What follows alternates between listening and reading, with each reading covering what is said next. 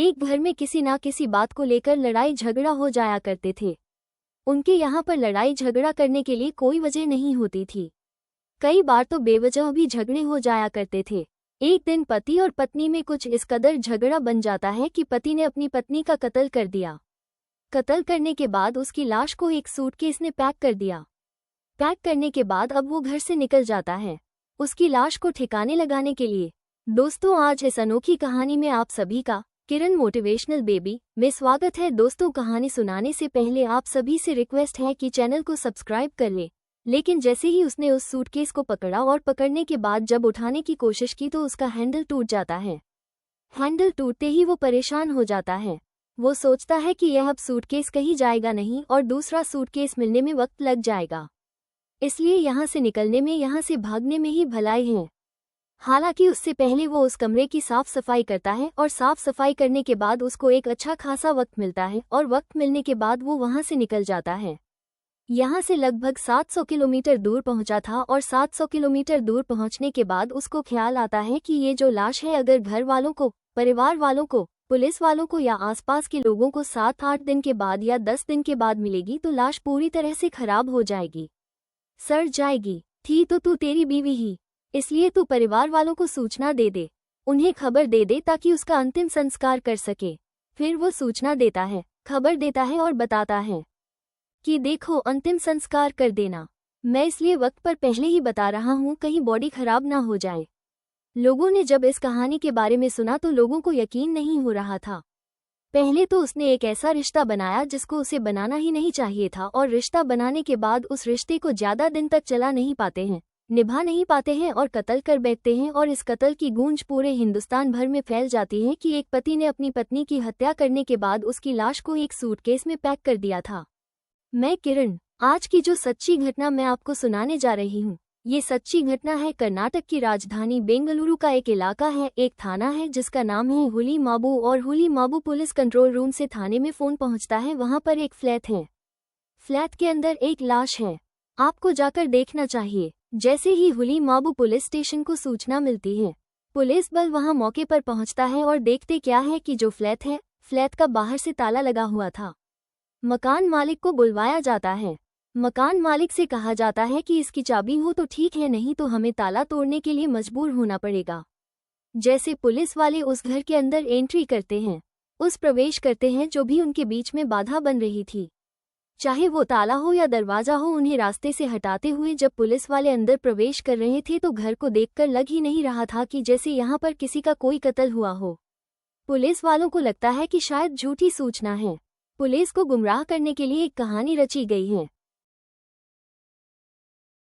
लेकिन पुलिस ने पूरे घर को जो बारीकी से तलाश किया, उसकी वीडियोग्राफी कराई तो पुलिस के कुछ अधिकारी पहुंच जाते हैं बात करते करते बाथरूम के अंदर। जैसे ही बाथरूम के अंदर पुलिस वाले पहुंचते हैं तो वहां पुलिस वालों को एक सूटकेस रखा मिल जाता है। उस सूटकेस को देखकर उन्होंने सहज ही अंदाजा लगा लिया कि हो ना हो लाश इसके अंदर है। लेकिन उसका जो हैंडल था उस सूटकेस का, वो टूटा हुआ था। अब ऐसी स्थिति में उस सूटकेस को खुलवाया जाता है। खुलवाने के बाद पता चलता है कि वाकई इसमें एक लाश है और लाश थी 32 साल की एक लड़की जिसका नाम होता है गौरी अनिल सांवरेकर। गौरी अनिल सांवरेकर ने मास मीडिया एंड कम्युनिकेशन के अंदर ग्रेजुएट की थी वो, और यहाँ बेंगलुरु में रह रही थी। वैसे रहने वाली वो महाराष्ट्र की होती है। उसकी हिस्ट्री खंगाली जाती है, कौन है, कहाँ से है, कैसे है और इसकी लाश यहाँ कैसे पहुंची है। एक तरफ तो पुलिस ने उसकी जो लाश थी उसको पोस्टमार्टम के लिए भेजा और पोस्टमार्टम से पता चलता है कि 2 चाकू तो उसकी गर्दन पर मारे गए थे और साथ ही एक चाकू उसके पेट में मारा गया था। और जब इसकी हत्या कर देता है तो हत्या करने के बाद लाश को सूटकेस के अंदर पैक कर देता है। डॉक्टरों ने रिपोर्ट आने के बाद बताया कि दरअसल ये जो महिला है कई घंटे तक सूटकेस के अंदर पैक रहने के बावजूद भी जिंदा थी। अगर सही वक्त पर सूचना मिल जाती तो शायद इसकी जान बचाई जा सकती थी। लेकिन अब पुलिस ने जिस जहां से सूचना मिली थी वहां से इस तरह से चैन बनाना शुरू किया और चैन बनाते बनाते पुलिस ने उस नंबर को तलाश किया जहां से सबसे पहले सूचना लीक होती है। दरअसल उस व्यक्ति का जो नाम पता पुलिस ने ढूंढने की कोशिश की, उसका CDR, उसका मोबाइल नंबर सरलांस पे लगाया गया और सरलांस पे पुलिस नंबर लगा ही रही थी कि इसी बीच में यहाँ से यानी कि बेंगलुरु से लगभग 734 किलोमीटर दूर एक महाराष्ट्र प्रदेश का एक जिला है सतारा और सतारा का ही एक इलाका है सिरवाल। होंडा सिटी कार के अंदर एक व्यक्ति बेहोशी जैसी हालत में था। ना तो कोई कार मूवमेंट कर रही है, लेकिन कार ऐसी जगह पर आकर खड़ी हो जाती है जिससे लोगों को आने जाने में दिक्कत हो रही थी। तभी स्थानीय पुलिस को सूचना दी जाती है कि एक होंडा सिटी कार है, इसमें कोई मूवमेंट नहीं हो रहा है, व्यक्ति आकर बैठा हुआ है। आवाज लगाते हैं तो वो सुन नहीं रहा है। पुलिस ने अब दरवाजा खुलवाया और उसमें पता चलता है कि राकेश खेडकर नाम का एक व्यक्ति है जिसकी उम्र लगभग 36 साल के आसपास है। उसे तत्काल प्रभाव से नजदीकी हॉस्पिटल लेके जाते हैं और उस व्यक्ति का इलाज शुरू होता है। डॉक्टर लोग कहते हैं कि इसने फिनाइल जैसी कोई जहरीला पदार्थ पी लिया है, जिसकी वजह से इसकी तबीयत बिगड़ रही है, खराब है। सही वक्त पर आप इसे हॉस्पिटल लेके आ गए हैं, हम जल्दी ही इसे होश में ले आएंगे। जब डॉक्टर लोग अपना काम करना शुरू कर देते हैं, आखिरकार उस लड़के को, जिसका नाम राकेश खेडकर होता है, 36 साल का व्यक्ति होता है, उसे होश आ जाता है। और होश आने के बाद पता चलता है दरअसल इधर तो ये राकेश खेडकर, उधर गौरी का पोस्टमार्टम चल रहा था और इसका एक हॉस्पिटल के अंदर इलाज चल रहा था। होश आता है तो उससे पूछा जाता है कि पूरी कहानी क्या है, शुरू से बताने की कोशिश करो। जब उससे शुरू से कहानी पूछी जाती है तो बताता है कि कई साल पुरानी बात है। गौरी अनिल सांवरेकर उसकी बुआ की सगी बेटी होती है और बुआ की बेटी उसके घर पढ़ने के लिए आती है, यानी कि वो अपने मामा के घर पढ़ने आती है। मामा का एक बेटा होता है जिसका नाम राकेश खेडकर होता है। ये दोनों एक दूसरे के साथ इतना खुश रहते थे, उनकी हर बातें एक दूसरे को पसंद आया करती थी और पसंद आते आते बातों को कब उन दोनों को एक दूसरे को वो पसंद करने लगते हैं। दोस्ती प्यार ये सब इनमें ऐसे रहने लगता है और घर में रहते ही ये लगभग 4 साल तक एक दूसरे के साथ लिव इन रिलेशनशिप में रहते हैं। घर वालों को तो यह मालूम था कि दोनों भाई बहन हैं, एक मामी का एक फूफी का, और ये दोनों एक दूसरे के साथ ऐसे रहते थे जैसे पति और पत्नी रहते हैं। हालांकि घर वालों परिवार वालों को इस रिश्ते के बारे में कोई जानकारी नहीं थी और 4 साल जब बीत जाते हैं तो अब से 2 साल पहले इनके साल 2023 में ये दोनों शादी करने का फैसला लेते हैं। और जैसे ही शादी करने का फैसला लेते हैं तो लड़की के परिवार वालों को इस बात का जब पता चलता है तो लड़की के परिवार वालों ने इस बात का विरोध किया। इन्होंने कहा कि वो तुम्हारा भाई है, तुम अपने भाई से शादी करोगी तो यह सही नहीं होगा। लेकिन जब लगातार दबाव बनाया जाता है दोनों की तरफ से तो आखिरकार घर वाले टूट जाते हैं। हालांकि घर वालों का कोई इसमें ज्यादा इन्वॉल्वमेंट नहीं होता, लेकिन दोनों जब शादी कर लेते हैं, शादी के बाद आखिरकार इस लड़की को, पहले तो वो घर में पढ़ाई के हिसाब से आई थी और बाद में वही लड़की इस घर के अंदर अपना ऐसे रहती है जैसे बहू की तरह, क्योंकि वो शादीशुदा हो ही जाते हैं। कुछ वक्त बीता ही था कि अनिल के माता और पिता से इस लड़की यानी कि गौरी का किसी ना किसी बात को लेकर विवाद होने लगता है। और इस बात को लेकर जब विवाद होता था तो अभी यह राकेश इस अपनी पत्नी गौरी को समझाने की लगातार कोशिश करता था, लेकिन उसकी समझ में नहीं आती थी। अब से लगभग 2 महीने पहले की बात है यह मार्च का महीना चल रहा है, मार्च का अंतिम महीना, ये जनवरी के अंत की बात है। इन दोनों ने फैसला लिया कि महाराष्ट्र को छोड़कर बेंगलुरु में चलते हैं, क्योंकि इसे वर्क फ्रॉम होम एक ऐसी नौकरी मिल जाती है। ये प्रोजेक्ट मैनेजर का काम करता है। लड़की ने पत्रकारिता का कोर्स कर रखा था, वो भी नौकरी की तलाश में थी। उसने सोचा कि क्यों ना मैं बेंगलुरु में नौकरी कर लूंगी, लेकिन उसे नौकरी नहीं लग रही थी। और ये दोनों जब साथ साथ रहने लगते हैं तो किसी ना किसी बात को चिकचिकबाजी होती थी, झगड़ा रहता था, क्लेश रहता था।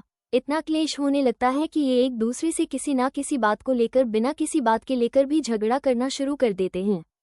आखिरकार 26 मार्च 2025 की वो रात आती है। चावल बनाए थे खाने में और एक सब्जी बनाई थी खाना खाने के बाद। अचानक इन दोनों के बीच में एक विवाद शुरू हो जाता है, कहासनी शुरू हो जाती है। जो गौरी होती है वो आरोप लगा रही थी कि तुम तो अपना काम करते हो और मैं पूरा दिन घर के अंदर बैठी रहती हूँ, मेरी नौकरी नहीं लग रही है यार, मैं इतना परेशान हूँ बहुत ज्यादा।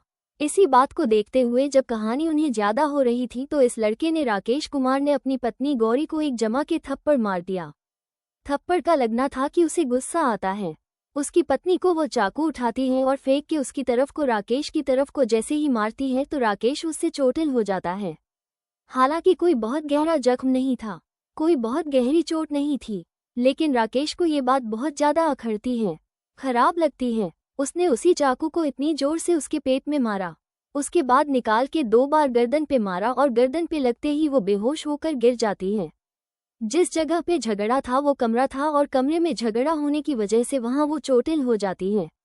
उसको बहुत ज्यादा गहरे जख्म हो जाते हैं, ब्लड बहने लगता है। कुछ देर बाद उसकी लाश को वो सूटकेस के अंदर पैक कर देता है और सूटकेस के अंदर पैक करते ही लाश को वो बाथरूम में लेकर चला जाता है और पूरे घर की साफ सफाई करता है। साफ सफाई करने के बाद अपनी ही पत्नी के पास जो बाथरूम में उसकी लाश रखी हुई है उसके पास बैठकर बहुत सारी बातें करता है। कहता है कि तुम अगर शोर ना मचाती, तुम अगर इसने मुझे परेशान ना करती, तुमने अगर मुझे इतना दुखी ना किया होता, परिवार से दूर ना किया होता, तो शायद तुम ये दिन ना देखती। वो कम से कम घंटों तक अपनी पत्नी के पास बैठकर ऐसी ही बातचीत कर रहा था और रात में जब मौका मिलता है 26 की ही रात को यहाँ से निकल जाता है। लगभग 734 किलोमीटर दूर जब सफ़र तय कर लिया जाता है। इस बीच में उसका नंबर बंद होता है और पुणे से लगभग अभी 50 किलोमीटर पहले ही था। सितारा एक जगह लगती है, वहाँ वो एक रास्ते में रुकता है। रंग रुकने के बाद मेडिकल स्टोर पे जाता है और कहता है कि फिनाइल दे दीजिए, घर में बहुत सारा कॉकरोच हो रहे हैं, साफ सफाई करनी है। और उसी फिनाइल को पीकर सड़क के बीचों बीच जाकर अपनी गाड़ी को खड़ी कर लेता है। कुछ लोग स्थानीय पुलिस को सूचना दे देते हैं। एक तरफ इसने ही अपने घर वालों को यानी कि माता पिता को, साथ ही इस लड़की के भाई को, और जहां ये रहता था वहीं पड़ोस में सूचना देता है कि इस तरह से एक लाश रखी हुई है, आप जाकर उस लाश को उठवा लीजिए और इसका अंतिम संस्कार करवा देना ताकि यह लाश सड़े ना, खराब ना हो, और जितनी जल्दी हो सके इस पर कार्रवाई करना। बस पुलिस को भी यह सूचना दी जाती है कि वो हत्या करके चला गया है। पुलिस सीडीआर की मदद से इसको ढूंढती है और जब मिलता है तो ये हॉस्पिटल पहुंचता है। हॉस्पिटल में ही इसने पूरी कहानी सुनाई थी। इस कहानी को सुनने के बाद लोगों को बड़ी हैरानी हो रही थी कि पहले तो ये भाई बहन थे, भाई बहन में प्यार हो जाता है, प्यार होने के बाद शादी कर लेते हैं, शादी के बाद वो दोनों एक दूसरे से इतनी नफरत कर बैठते हैं कि कत्ल कर बैठते हैं। ये कैसा प्यार था, ये कैसे रिश्ता था? दोस्तों, इस पूरे घटनाक्रम को सौंपने का उद्देश्य भी किसी को परेशान करना नहीं है, किसी का दिल दुखाना नहीं है। जो कातिल है उसको गिरफ्तार करके जेल भेज दिया गया है और जो मृतक है उसको अंतिम संस्कार बेंगलुरु के अंदर कर दिया गया है। लेकिन उसे अब इस घटना के बाद पछतावा हो रहा है और पछतावा होने से अब कोई फायदा भी नहीं है, क्योंकि अब जिंदगी बहुत आगे बढ़ चुकी है। वापस लौटकर कोई अगर चला जाता है तो लौटकर वो आता नहीं है। दोस्तों, आप अपना ख्याल रखें, सुरक्षित रहें। जय हिंद, जय भारत। दोस्तों, ये कहानी पसंद आई हो तो किरण मोटिवेशनल बेबी को लाइक और चैनल को सब्सक्राइब करें, घंटी को प्रेस करें ताकि जब भी वीडियो डालें नोटिफिकेशन सबसे पहले आपको मिले। मिलते हैं एक और नई कहानी के साथ, तब तक के लिए धन्यवाद। Folded hands.